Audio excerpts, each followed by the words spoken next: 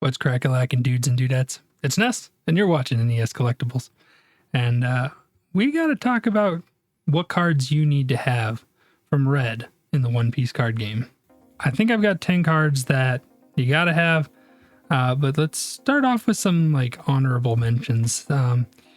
These are cards that I think you want, maybe, you want to buy a playset of them probably, but they may not end up getting played as a full playset. The starter deck Brook is a very useful card. It's a 2K counter. Just being a 2K counter means you're going to want to have 4 copies of it. It's not a cheap card, but hopefully with more reprints coming of the starter decks, this will be getting into people's hands more. The starter deck Nami. This card I think does a lot more work than people want to give it credit for. Just that the fact that it pays for itself the very first turn that it's on the field means that you're not losing anything by playing it other than a card from your hand. And then every turn that it stays on the battlefield, all you're doing is gaining that much more incremental value over your opponent. So Nico Robin from OP01, she's a workhorse. The only thing to say is when she comes down, one of two things is going to happen. Your opponent is going to dread her the next turn, or they're going to get rid of her immediately. Getting into kind of some of the specific Whitebeard build type cards. Marco is a great blocker, definitely can stall the game and help you win. Super great card from OP02. Along those same lines, Jozu's 2K counter. You can give it rush. It's really a good card to, again, have copies of if you're going to play Whitebeard. Gordon from this is promo 13 Gordon, and this card does a lot of work. The ability to just drop something by 3,000 power is brutal, especially for one Dawn. The swing on that is so big. You know, that makes your Robins, that makes your Jet Pistols, that makes all of these cards that can kill things, your Vistas, it makes them so much better. Along the same lines as the other starter deck cards before, Guard Point. Guard Point is a great card. That's a 3K swing in your defensive favor for one Dawn. That's really not bad. It's great in Whitebeard. I don't know if you're really playing this outside of Whitebeard, but those one Dawn counters that really swing the match in your favor, I think they're well worth running. 2K promo Luffy. This card does some work if it hits the field and it doesn't get destroyed, but it's also a 2K counter, and that's not a bad thing. Any 2K counter really deserves to be in this list. So then I think that goes for pretty much every color at the moment. With only 2 sets being out, 2K counters are very important. Next up, I would put the starter deck Luffy in this list. Super duper good. He wins games. This card is a win condition. Like, straight up. He gets around your opponent's blockers. He's low cost to play. He's got, 6,000 power, so he's immediately hitting Whitebeard and every other leader. And he's got rush. There's nothing more to say. This card is absurd. For coming in a starter deck, I still can't believe how good this card is, and I'm really surprised at how little it's run. All right, let's get into the 10 cards that I think y'all need to have a playset of if you're going to play Red. Number 1, straight up, it's Otama. You need 4 of this card. This card is so good. It absolutely rules the board when it comes to every single Red deck. You know that it is a constant threat. It's a 2K counter. Otama drops your opponent's character by 2K. If you use it in Law, you can literally just recycle it. So you can use it multiple times a turn with the blocker Law. So super duper good card. Next, I would recommend having 4 of the starter Chopper. Chopper from the starter deck. What's to say? It's a 1-cost blocker. Like, it doesn't get better than that. Cheap blockers are what stall the game in your favor. They are going to help you deflect those big attacks that are coming your way. And if they remove it, they didn't remove something that costs you more. So really, it just ends up being a 1-for-1, pretty much at the worst, and at the best, it stops something way worse.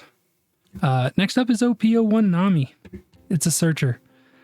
Searchers in general are cards that come down and allow you to look at X number of cards off the top of your deck and hopefully put one in your hand. It's a little bit of a bummer that she can't draw herself, but that being said, if you're playing Straw Hats, you gotta have her. She really helps. I would really recommend her for any deck where you're probably playing more than 12 targets. So in other words, you would, if you run 4 of her, you need 12 other Straw Hats that you need to be trying to hit. Percentage wise, like it, and the more Straw Hats after that you have in your deck, the better off you're going to be, because you're always going to have your pick of what you want. Another searcher that you need 4 of, it's Dadan from OP02. This card is ridiculous. It really just sets the beginning of the game to go in your favor. The ability to grab whatever you need to start fueling your deck is great. It can grab any 1-drop, and that's, well, any red 1-drop. That should be specific there. Red 1-drops, and it really fuels the fire. It's what makes Zoro viable. It's fantastic in Law. It's good in Luffy. You know, we're playing it in Whitebeard now too. It just depends on what your build is. So, you know, having 4 of this card, I think, can only be a good thing. Probably the most expensive card on this list is OP01 Zoro, the super rare. Very expensive card, but very, very good card. I think he's the only 3-cost rusher in the game right now, and the ability to really drop something and go straight at face is very important. He swings the tempo of the game. He allows you to be really aggressive, and even if you're not playing him like that, he's still got a lot of value. Just to have the option. I think he's a very, very good card. Having 4 of him is well worth having. Playing red, but it does depend on the deck. That Whitebeard super rare from OP02 is bonkers. It comes down and it gives you such a big defensive swing of a turn where you're like really pressuring your opponent to be like, cool, now what are you going to do before this cracks back at you? Because really they only have 1 turn to deal with all of your characters on the board. And if they can't, then you're about to really, really get into them on the next turn. So I really like this card. I do find it, I don't know if I like the idea of using it to play multiple of them in a row. Yes, it is nice defensively, but it means that you can't really get the value out of using Whitebeard's Dawn times 2 ability. So that's a little bit of a bummer, unless you're playing Luffy or you're playing the starter deck Nami in that deck to be able to still get that value. There's 2 more cards that are just blowing the game away right now as far as just being fantastic, and they both came in OP02. One is Vista. That card, it's the Robin that we can't really search for at the moment.